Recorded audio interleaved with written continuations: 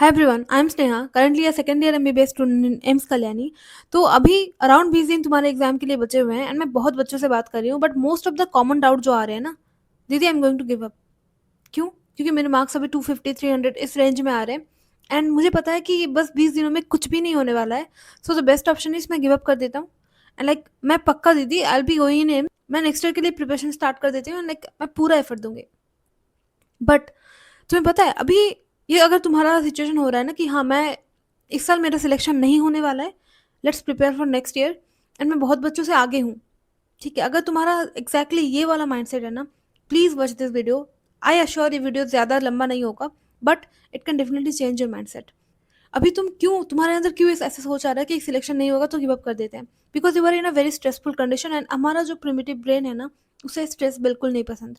किसको पसंद है स्ट्रेस में रहना? Obviously you want to feel relaxed, right? तुम्हें अच्छा फील करना, रिलैक्स फील करना सबका अच्छा लगता है, तुम्हें भी लगता है। सो अभी सबसे ईजी वे है गिव अप कर देना। अगर तुम गिव अप कर दोगे तो तुम्हारे अंदर अभी 1 महीने नहीं, 13 महीने बाद एग्जाम है, ये थॉट आएगा।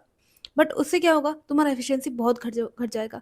मानो कि ऐसा होता है ना कि तुम्हारा एग्जाम से एक दिन 2 दिन पहले जब तुम बोर्ड एग्जाम में लिख रहे थे, तो रिमेंबर दोज डेज क्या होता था, तुम्हारा एफिशिएंसी बहुत हाई होता था। तुम जितना भी तुमने पूरा साल भर पढ़ा है ना, थोड़ा बहुत करके पूरा रिवाइज कर लेते थे। बट एग्जाम के लिए अगर 5 दिन तुम्हें टाइम दिया जाए ना, तो तुम उतना रेस्ट ऑफ द 3 डेज में नहीं पढ़ते थे, रेस्ट ऑफ द 4 डेज में नहीं पढ़ते थे। तुम वो एग्जाम से एक दिन पहले जो एफिशिएंसी हाई होता है ना, उतना एफिशिएंसी लिटरली सारा साल भर नहीं आता है। अगर उतना एफिशिएंसी हम सोचते हैं ना, इसीलिए कि अगर उतना एफिशिएंसी पूरा साल भर रहता तो शायद मैं टॉप कर जाती। ठीक है, this is the truth. But वही है ना कि दिमाग उतना उतना एफिशिएंट नहीं होता है। यू फील रिलैक्स्ड एंड जितना रिलैक्स्ड होते हो उतना उतना ही ढीले तरीके से पढ़ाई करते हो, ढीले तरीके से प्रिपरेशन करते हो। इसीलिए अगर तुम सोचोगे ना कि नेक्स्ट ईयर का ही टारगेट बना लेते हैं, अभी पूरा गिव अप कर देते हैं, सिलेक्शन नहीं होने वाला है, तो तुम उतना एफिशिएंटली पढ़ भी नहीं पाओगे एंड उतना एफिशिएंसी नहीं आएगा, मतलब टाइम वेस्ट होगा। बट अगर तुमने सोचा खुद को, अगर स्ट्रेसफुल कंडीशन में रखा, तुमने सोच लिया कि ठीक है 250 300 इस रेंज में मार्क्स भले ही आ रहे हैं, but I will not give up. Selection हो ना हो, I will give my best.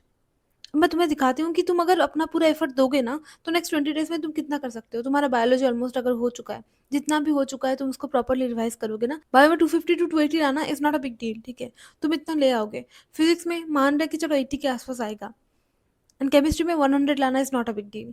तो अगर तुम प्रॉपरली टाइम रहते हुए, जितना भी टाइम है उसको प्रॉपरली यूटिलाइज करते हुए तुम प्रॉपरली रिवाइज करोगे ना, यू कैन इजीली स्कोर। मैं सच बता रही हूँ, मैं कम भी आंकू ना, फिर भी तुम 400 to 450 स्कोर कर सकते हो इजीली।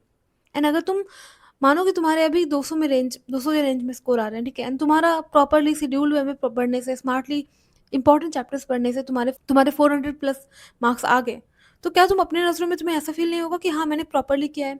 हमें अगर 20 दिन पढ़ के अब मैंने इतना इंप्रूव किया है, तो मैं तो पूरा साल पढ़ूंगी तो like I can beat everyone. तो ये जो कॉन्फिडेंस है ना, वो बिल्ड होगा। ठीक है, अगर तुम्हारा सिलेक्शन उसके बाद भी नहीं होता तो क्या प्रॉब्लम है, तुम तो 2 3 दिन के लिए, 1 हफ्ते के लिए छुट्टी ले लेना, take some break, plan properly, come back, कोई इशू नहीं है। अगर तुम अभी से सोच रहे हो कि नेक्स्ट ईयर के लिए पढ़ेंगे, तो अगर तुम इस साल प्रॉपरली नेक्स्ट 20 22 दिनों में अगर प्रॉपरली पढ़ोगे, तुम्हारे पास स्टिल ये ऑप्शन होगा कि सिलेक्शन नहीं होता है तो तुम प्रिपेयर करोगे नेक्स्ट ईयर के लिए। कोई तुमसे ये ऑप्शन छीन तो नहीं रहा है ना। बट अगर तुम ये डिसीजन अभी ले लेते हो कि तुम गिव अप कर दोगे ना, तुम प्रॉपर एफिशिएंटली नहीं पढ़ पाओगे, going to waste your time. इसीलिए थोड़ा प्रॉपरली सोचो कि अभी क्या कंडीशन है, क्या तुम्हारे लिए बेहतर होगा। अगर तुम गिव अप कर दोगे, एफिशिएंसी घट जाएगा, तुम अपने नज़रों में गिर जाओगे, सबसे बड़ी बात। और ये एक टेंडेंसी बन जाता है, हमारा जो नेचर है ना, वो काइंड ऑफ देखोगे तो सिमिलर है, वो रिपीट करता है, every pattern repeats itself, right? तो तुम नेक्स्ट ईयर भी यही कंडीशन में होगे, क्योंकि स्ट्रेस तो होगा।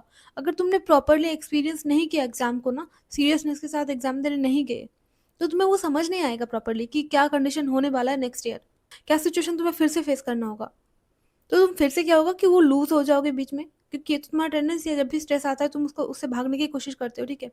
देन वो लूज हो जाओगे, तुम्हारा एफिशिएंसी घट जाएगा एंड तुम प्रॉपरली फिर से वही चीज़ें रिपीट करोगे next year. And I literally मैं बोल रही हूँ, मैं नहीं चाहती कि तुम फिर से ये चीज़ रिपीट करो। इसीलिए बी सीरियस, थोड़ा सा जो भी जितना भी पढ़ा हुआ है ना, उसको सीरियसली पढ़ो, रिवाइज करो, जितना एफर्ट हो सकता है उतना एफर्ट दो एंड राइट द एग्जाम। 3 मई 2026 को जाके एग्जाम लिख के आओ। क्या होगा, 300 आएंगे, 400 आएंगे, 200 आएंगे, कोई फर्क नहीं पड़ता। बट एटलीस्ट जब तुम सीरियस होकर प्रिपेयर करके एग्जाम देते हो ना, तो उसकी बात ही अलग होती है। तुम्हें अपना ट्रू कैपेबिलिटी भी पता चलेगा। तुम अपनी नज़रों में, बिलीव में, अगर तुम प्रॉपरली पढ़ोगे ना, अपनी नज़रों में उठ जाओगे। तुम्हें लगेगा कि अगर मैंने इतना कर लिया इस कम टाइम में, तो I can just beat everyone, and that is the truth.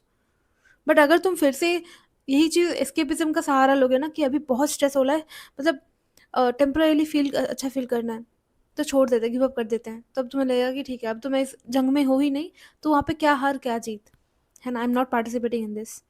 उसके लिए टेम्परेरी रिलैक्सेशन मिल जाएगा, बट अल्टीमेटली ये तुम्हारे कैरेक्टरिस्टिक में एक नेगेटिव इमेज क्रिएट करेगा। तुम खुद के सामने लाइक सच में like you will feel lowered, खुद ही बुरा फील करोगे, और उसकी वजह से जो हैबिट खराब बिल्ड हुआ, वो तो अलग ही बात है।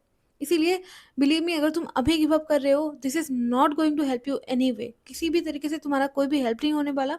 बट अगर तुम प्रॉपरली प्रिपेयर करते हो, तो एटलीस्ट तुम्हें पता तो चलेगा ना कि कैसे सीरियसली 20 दिन में कैसे समेटा जाता है चीज़ों को, कैसे जो भी पढ़ा है मैंने उसको रिवाइज किया जाता है, मैं कितना कर सकता हूँ, एग्ज़ाम में कैसे सीरियसली प्रिपेयर करके एग्ज़ाम देना होता है, एग्ज़ाम का माहौल कैसा होता है, कितना डर लगता है जब तुम प्रिपेयर करके जाते हो, सब कुछ सारे सारे एक्सपीरियंसेस होंगे तुम्हें।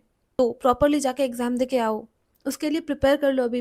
तुम्हें तुम्हें सब कुछ पता है, you know the list of important chapters, तुम्हारे तुम्हारे बहुत सारे चैप्टर्स ऐसा है कि कंप्लीट हो चुका है, उसको पहले अच्छे से रिवाइज कर लो, उसके ऊपर क्वेश्चन प्रैक्टिस कर लो, प्रीवियस के क्वेश्चन लगा लो थोड़े, ठीक है?